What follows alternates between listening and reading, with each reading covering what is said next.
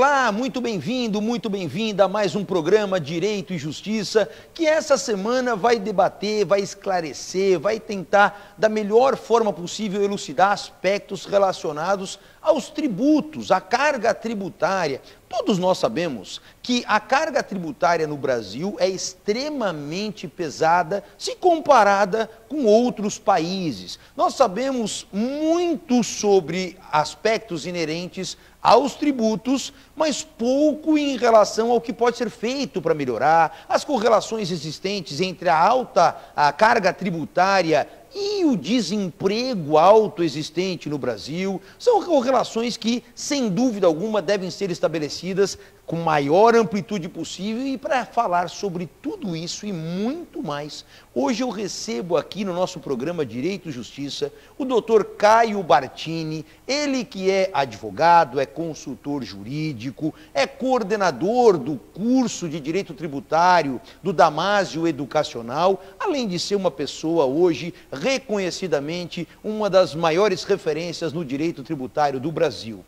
Eu recebo o Dr. Caio, já lhe dou as boas-vindas, Caio, agradeço muito a sua presença e tenho certeza que você vai esclarecer muitos aspectos para os nossos telespectadores. Seja muito bem-vindo. Obrigado, Léo, obrigado a você, obrigado a você que está nos assistindo aí no programa Direito e Justiça. É um prazer estar aqui no programa, não tão prazeroso para falar de um tema que eu sei que é muito pesado, para mim, para você, para quem nos assiste, para todo mundo, porque quando se fala de tributação no Brasil, ninguém acorda feliz para pagar tributo. É verdade. Você não acordou de manhã hoje, Leonardo, pensando assim, nossa, vontade muito grande de pagar IPVA, louco de pagar IPTU, ninguém faz isso. Então a gente sabe que é um tema que sim, custa muito caro falar sobre, mas é necessário, ainda mais nas condições que o Brasil vive, nessa conjuntura de mudanças, de reformas que nós estamos passando, seja reforma trabalhista, seja reforma previdenciária e agora o mote da reforma tributária. E em cima disso, Caio, eu até quero começar o nosso programa para deixar bem claro a questão até conceitual. O que é um tributo? Olha, eu vou utilizar de uma linguagem bem simplificada para que todos possam entender sem critérios técnicos.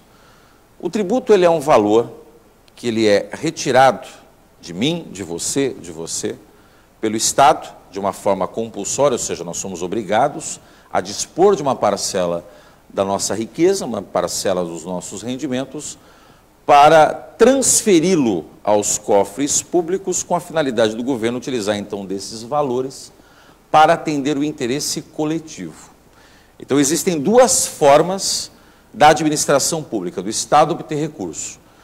Ou o Estado obtém recurso explorando o patrimônio que lhe pertence. Então, pense você, por exemplo, que a tua municipalidade tem lá um conjunto de bens imóveis que muitas vezes não estão sendo utilizados para o atendimento do interesse da coletividade. É um patrimônio disponível. É aquele patrimônio que você vê lá, ele está parado. Tem lá um prédio, um imóvel que não está ocupado, não está sendo utilizado. O que o governo pode fazer? Para não deixar esse imóvel parado, ele pode falar, olha, eu quero fazer uma locação desse bem, eu quero fazer a venda desse bem. Só que você concorda que você não é obrigado a comprar esse patrimônio, você não é obrigado a fazer parte do contrato de locação, ou seja, isso vai depender da autonomia de vontade das partes. Então, isso é uma forma que a administração pública tem de obter dinheiro, que é o que se chama tecnicamente de receita originária. Eu tenho o meu patrimônio, exploro o meu patrimônio. Só que a gente sabe que isso não é suficiente para que a administração pública consiga fazer frente aos gastos. Então, o que ele tem que fazer? Ele tem que pegar uma parcela compulsória, ou seja, é uma questão de sanção. Ou você paga, ou você será punido. Então, paga-se eu, você e quaisquer um que nos assiste, uma parcela do nosso recurso para dispor para o Estado. Em suma, tributa isso. E muito se discute, muito se questiona se de fato essa receita obtida com o pagamento desses tributos, ela acaba sendo ou não revertida em favor da população. Qual é a finalidade desse tributo especificamente e como mensurar se de fato está sendo revertido em favor da sociedade? Você tem duas formas de obtenção de certos tributos. Existem tributos em que a receita obtida, ela não tem uma destinação pública específica. ou seja, ela serve para custear serviços e atividades gerais do Estado. Quer ver uma coisa que é interessante, Léo, você que nos assiste? Quantas vezes você pensou assim, nossa, eu estou pagando o IPVA está caro e as estradas estão uma porcaria? Esse é o exemplo mais claro que tem. Todo mundo questiona exatamente isso e principalmente agora se aproximando o momento em se pagar esses impostos. E aí eu te falo, quem disse que o IPVA vai para a estrada? O IPVA é um recurso que vai para o cofre do Estado e o Estado, com esse recurso, vai utilizar para fazer frente a várias despesas públicas. Ou seja, o fato de se pagar IPVA não significa que o dinheiro vá para a estrada. O dinheiro vai para o cofre do Estado e o que o Estado vai fazer com esse dinheiro é uma decisão de cunho meramente político. A decisão de gastar não é uma decisão jurídica. A decisão de gastar é uma decisão política. Onde eu vou gastar, como eu vou gastar, de que forma eu vou aplicar, isso o governante decide. É óbvio que a Constituição Federal vai colocar, Leonardo, uma parcela do que se obtém desse dinheiro de imposto para atender algumas despesas específicas. Então, por exemplo, a Constituição ela obriga que uma parcela que os municípios têm de recursos, que os estados têm, que a própria União tem de recursos, seja destinada para a saúde e para a educação. Isso é um percentual que a Constituição coloca. Agora, onde vai ser aplicado o recurso é uma questão orçamentária. A peça orçamentária ela é realizada pelo Executivo, o Poder Executivo repassa isso para o Legislativo, cabe ao Legislativo aprová-lo ou não, e a partir daí se implementa no próximo exercício o orçamento. Quer dizer, então, essa decisão de gastar e de onde aplicar recursos, você tem essa parte. E você tem outros tributos, que aí a despesa já é vinculada a uma atividade específica. Então, eu vou te dar um exemplo. Quando se fala de uma taxa, você tem dois tipos de taxas que podem ser criadas. Você tem uma taxa chamada de polícia, que essa decorre o quê? Daquelas fiscalizações que a administração pública faz e que a pessoa, de certa forma, ela é obrigada, então, a pagar. Então, por exemplo, você tem aquelas questões que envolvem a fiscalização de funcionamentos de bares e restaurantes. Então, você tem lá, a pessoa é titular, é dona de um bar, dona de um restaurante, a administração pública ela vai fiscalizar se está em condições e se paga uma taxa para isso. Você tem, por exemplo, a questão que envolve a fiscalização de uma construção para a concessão do habite-se, que é uma coisa do dia a dia. Então, vai lá, a prefeitura precisa aqui fazer a fiscalização dessa obra para conceder o habite-se. Essa taxa que é paga é destinada para custear isso. Aí você tem uma outra taxa, que é uma taxa o quê? Pela prestação de serviços públicos que sejam específicos e divisíveis. Então, vou te dar um exemplo típico. Você vai ter uma demanda para discutir com o teu vizinho de uma questão de qualquer. Você vai pagar custas do processo. Estas custas processuais, elas são chamadas de taxa judiciária. Então, para que se paga isso? Esse dinheiro é justamente revertido para atender a despesa específica do processo. Então, você tem tributos que têm essa receita que é vinculada a uma determinada atividade específica e outros que não. Então, aí cabe o quê? Ao governante, dentro daquilo que ele tem em mãos, saber onde ele melhor aloca esses recursos. Nós estamos recebendo o Dr. Caio Bartini no nosso programa Direito e Justiça, que está esclarecendo aspectos relacionados aos tributos que tanta incidência tem nas nossas vidas. E, Caio, agora há pouco você fez referência a algumas taxas. Taxas e tributos são coisas diferentes, é isso? Tributo é um gênero. Quando se fala tributo, tributo é uma expressão genérica. Tributo hoje denota a existência de 5 categorias. Então, você tem dentro dos tributos que são gênero, impostos, taxas, contribuição de melhoria, empréstimos compulsórios e contribuições especiais. Então, com o advento da Constituição de 88, que é que vigora hoje no país, nós temos estas 5 categorias de tributos existentes. Então, a expressão tributo é genérica. É um gênero que congrega várias espécies. E um dado relevante, você estava falando há pouco, Leonardo, a respeito da carga tributária brasileira e o revertimento disso. Eu vou colocar para os nossos telespectadores, somente a título de parametrização, o que o Brasil tem hoje de carga tributária a nível mundial, em nível mundial, e a partir daí, o que isso passa a refletir em devolução em bens primários. Quando eu te digo bens primários, saúde, educação, segurança, alimentação, moradia, vestuário, que é para a mantença da dignidade da pessoa humana.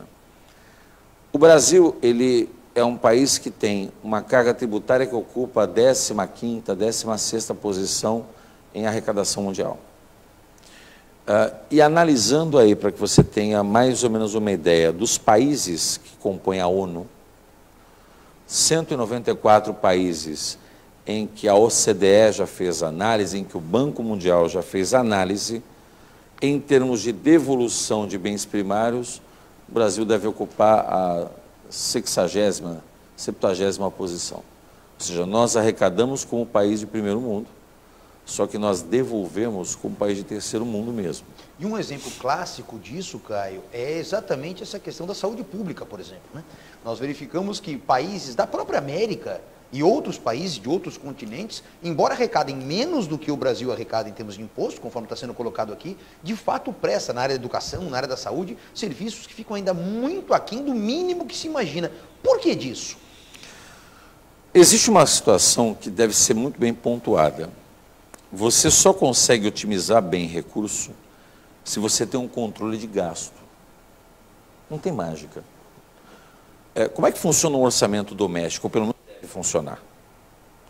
Nós analisamos, pelo menos em tese, o que a gente recebe para saber o que a gente tem que gastar, o que pode gastar. O orçamento público é o contrário. Eu analiso a quantidade de despesas para verificação do que eu posso ter ou o que é que eu tenho que arrecadar de receita. Então, é uma conta inversa. Atualmente, o Brasil ele tem gastos excessivamente altos em áreas e em situações que não se concebe ter receita suficiente para justificar essa despesa. Vou colocar uma coisa bem clara, Leonardo.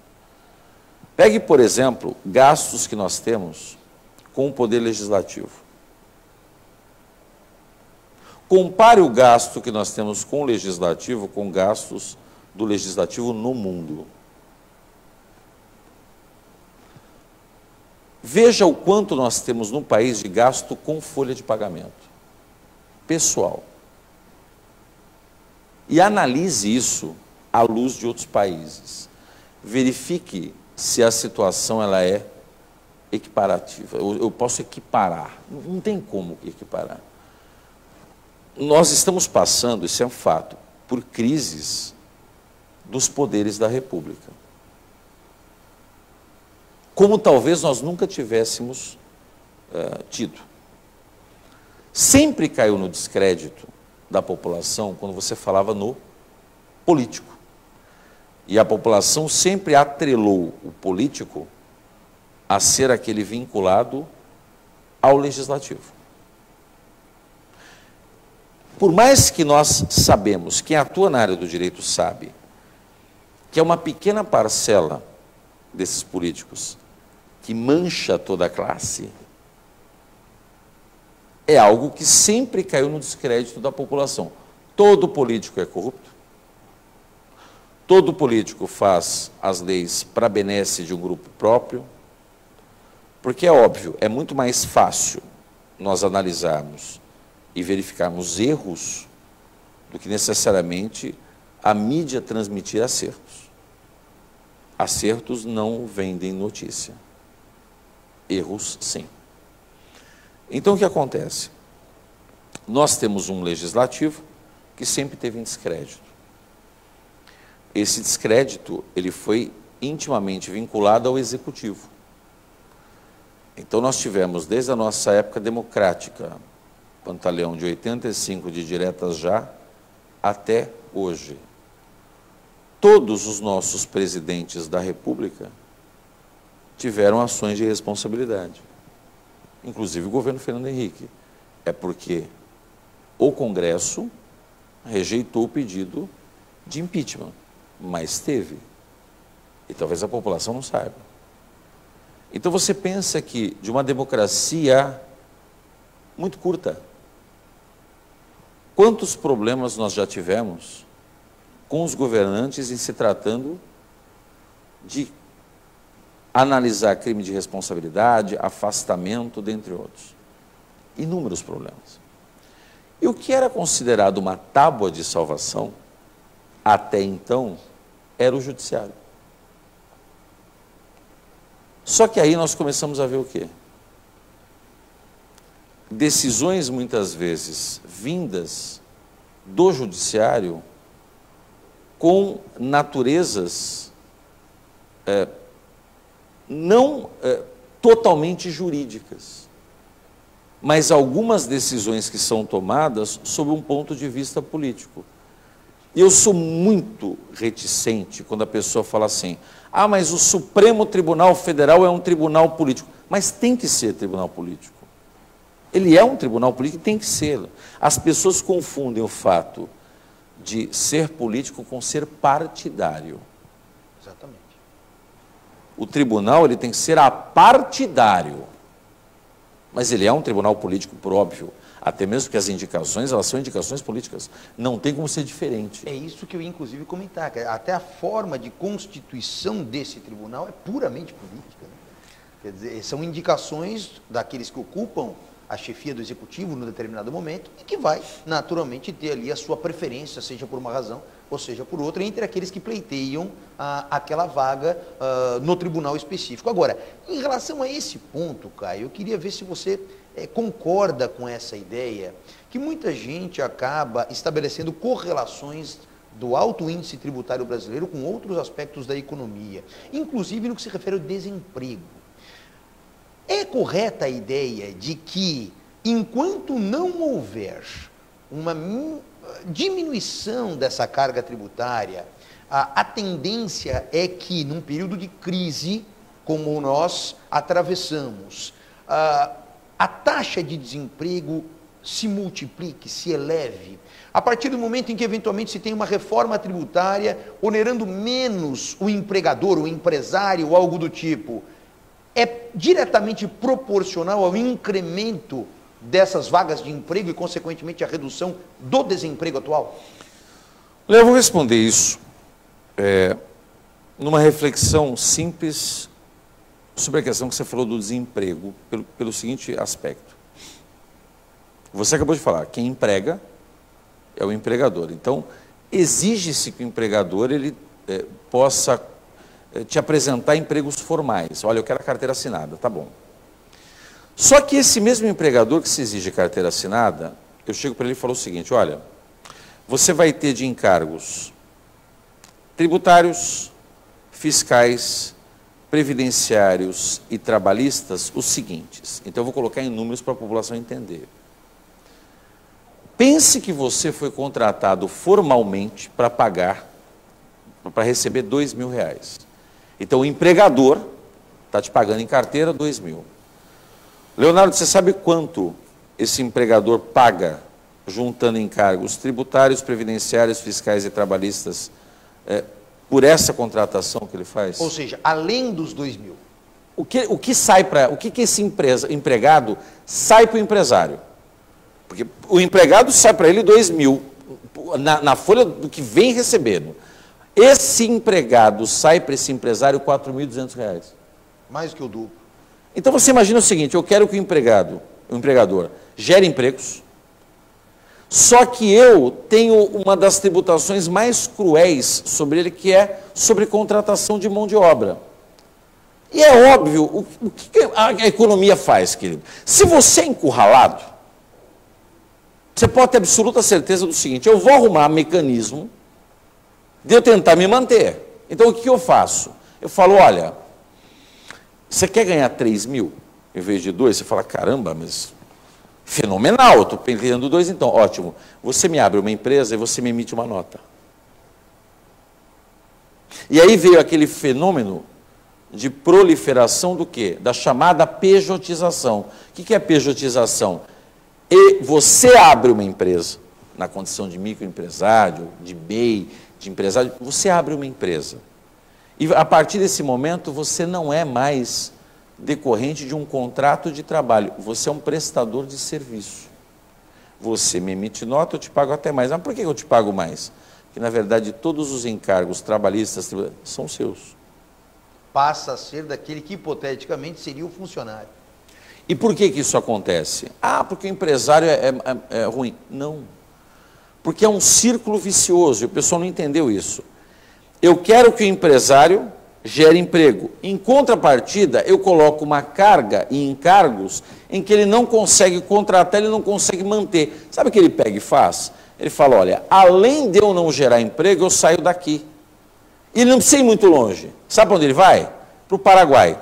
Ele atravessa a ponte da amizade. Aí ele chega no Paraguai, sabe o que o governo paraguaio fala para ele? Olha, vem para cá, você pode gerar emprego aqui tranquilamente. Sabe o que eu quero que você faça? De boa. Não se preocupe. Eu te dou terreno, eu te dou o local, eu te dou toda a parte de investimento, só que olha que bacana, eu te dou tudo isso, porém, eu só quero que você utilize como base do teu chão de fábrica os munícipes, os cidadãos daqui. Aí o cara, ele pensa uma vez, ele pensa duas, ele fala, veja, para que eu vou ficar quebrando a minha cabeça no Brasil, que não está me dando condição de trabalho e de manter minha empresa, se eu tenho países que estão ao lado e que me conferem grandes incentivos para que eu saia. Nós perdemos durante esse período, Leonardo, N empresas para países da América Latina que davam condições melhores de trabalho. E vai chegando para nós aqui, durante o nosso programa, algumas questões e algumas ponderações dos nossos telespectadores. E assim fez a Maria Bethânia Rodrigues. Ela diz que está assistindo o vídeo, parabeniza pelos esclarecimentos, e ela faz aqui uma questão que eu acho que é bom deixar bem claro isso.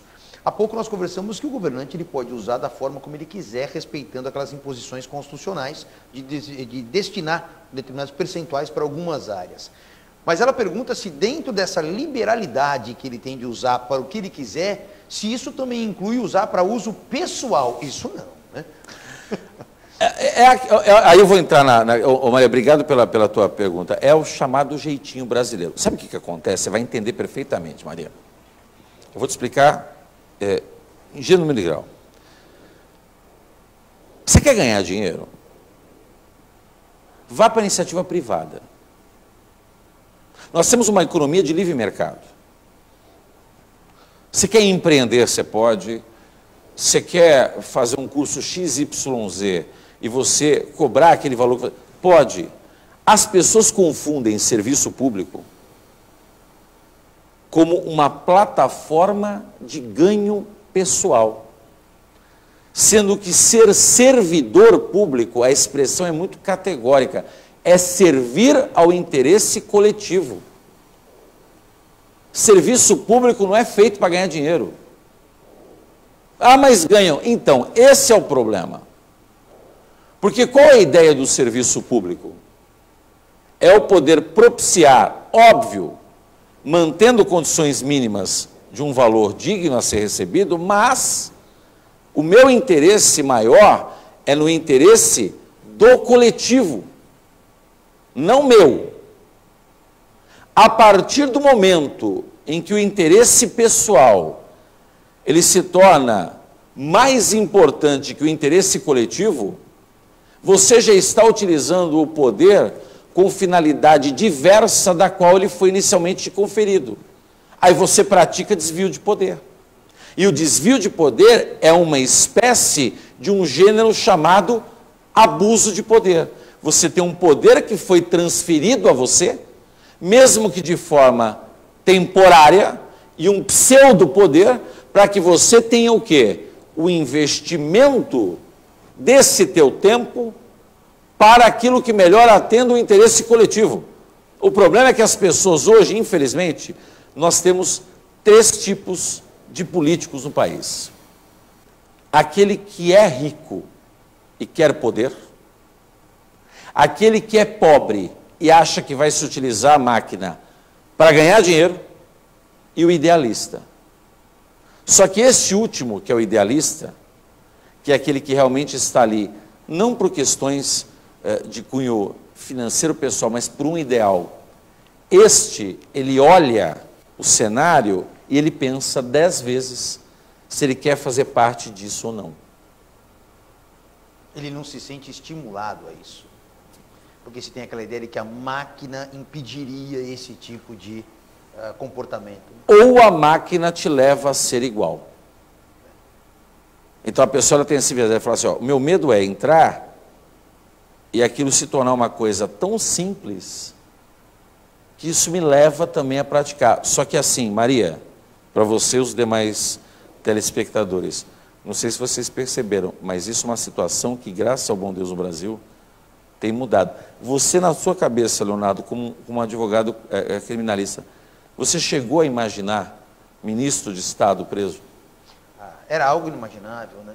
É aquilo que eu digo hoje, a democratização do direito penal, né? Quer dizer, que hoje o direito penal alcança tudo e a todos e está se demonstrando cada vez mais isso. Em relação a esse ponto, até ainda no tópico que foi levantado pela Maria Bethânia, é importante você entender, Maria Bethânia e todos os telespectadores, né, que a partir do momento que existe a utilização do dinheiro público para fins pessoais, esse governante, esse político, ele está praticando crime. E é por isso que nós estamos aqui nos deparando com um cenário como esse. Agora, nessa sequência, o Amaury Souza faz uma pergunta aqui, parabeniza também pelos seus esclarecimentos, e ele pergunta o seguinte, se não seria possível estipular um imposto único, que seria pago uma vez por mês e já supriria todas essas necessidades. Claro, e ele ainda pondera aqui, um imposto diferente para a pessoa física e outro para a pessoa jurídica, mas impostos únicos. Seria possível? A reforma tributária pensa em caminhar de uma maneira mais simplificada para esses recolhimentos? Amaury, eu agradeço a pergunta e vou dizer uma coisa para você, eu acho muito difícil isso acontecer. E eu vou te explicar os pontos por que isso é muito difícil acontecer. Primeiro, o Brasil ele tem um tamanho continental. Nós temos um país que as diferenças sociais e regionais elas são gritantes. Não há como você comparar, por exemplo, a região sul do país, a região sudeste, com a região norte, o nordeste e parte do centro-oeste. E outra coisa, quando você fala em imposto único, nós temos uma outra problemática. Se você fala, tá, o imposto vai ser único, tá, e ele vai ter o que como parâmetro? Não, vai ter como parâmetro renda, vai ter... O problema que vai gerar é o seguinte, nós estamos vivendo isso na questão que fala sobre a reforma. Está se questionando, por exemplo, o IBS, Imposto de Bens e Serviços, com a alíquota unificada. E aí se questiona o seguinte, tá, a alíquota unificada sobre bens e sobre serviços.